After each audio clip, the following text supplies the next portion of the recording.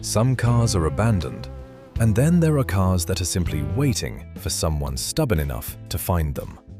This was a 1963 Corvette Stingray. In 1963, Chevrolet introduced the second-generation Corvette, a car so dramatic that it instantly became an icon. And that split rear window, it was offered for 1 year only. Decades later, one of these rare Corvettes was barely recognizable. Moss covered the fiberglass, the tires were dead, the chrome had lost its shine, the glass was damaged, and the 327 V8 sitting on the ground beside the car. Honestly, this Corvette looked less like a sports car and more like a very expensive garden decoration.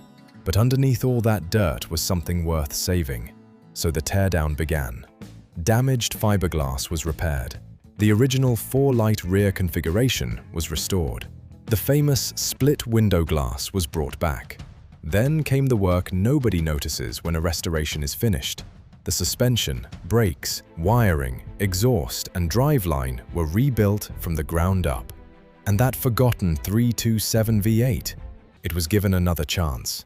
Piece by piece, the Corvette started becoming a car again. Every repair erased another part of its long disappearance. Then came the moment every restoration waits for. Paint.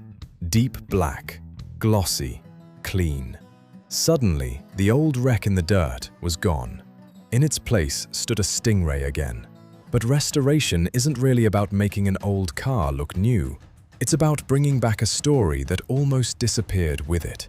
And when that V8 finally fired, something changed. The car didn't sound old. It sounded like it had been waiting all those years for someone to turn the key.